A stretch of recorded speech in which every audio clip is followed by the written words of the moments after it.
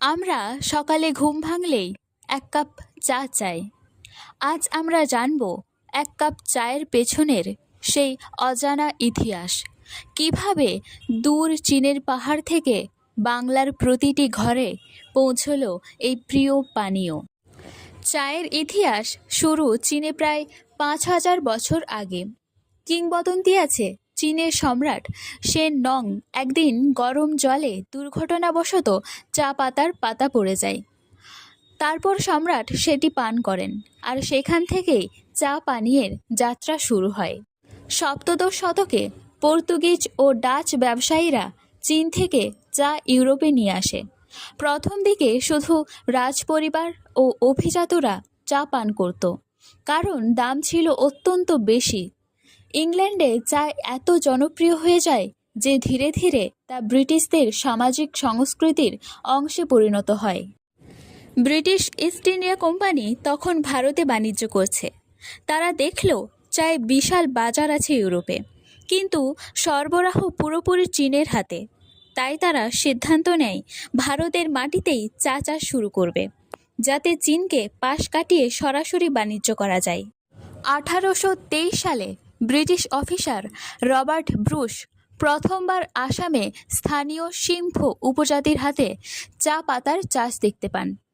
১৮৩৪ সালে governor general Lord Bentinck চা committee গঠন করেন। এরপর আসাম ও দার্জিলিংয়ে বড় আকারে চা চাষ শুরু হয়।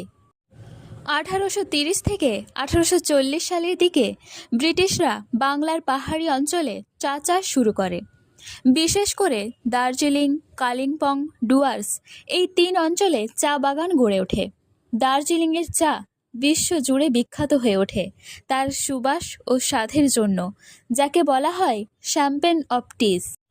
চা বাগান তৈরির জন্য ব্রিটিশরা বিপুল সংখ্যক শ্রমিক নিয়ে আসে ছত্তিশগড়, ঝাড়খণ্ড, ওড়িশা, বিহার থেকে। কঠিন পরিবেশ, কম মজুরি আর শোষণের কারণে শ্রমিকদের জীবন ছিল দুর্বিষহ।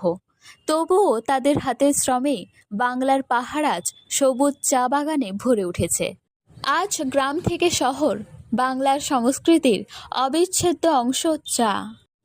আজ বাংলার গ্রাম থেকে শহর বাংলার সংস্কৃতির। আজ দার্জিলিং চা বিশ্বের অন্যতম সেরা চা। বাংলার ডুয়ার্স এবং তেরাই অঞ্চলে প্রচুর চা উৎপাদন হয়। চা শুধু পানীয় নয়, এটি বাংলার অর্থনীতি, সংস্কৃতি এবং দৈনন্দিন জীবনের অংশ হয়ে গেছে। যে পানীয় এখন আমাদের প্রতিদিনের জীবনের অংশ, তার পেছনে লুকিয়ে আছে এক বিশাল ইতিহাস। চীন থেকে ইউরোপ, ইউরোপ থেকে ভারত, আর অবশেষে বাংলার প্রতিটি ঘরে পৌঁছে যাওয়া চায়ের এই গল্প আমাদের মনে করিয়ে দেয় প্রতিটি চুমুকেই আছে ইতিহাসের স্বাদ।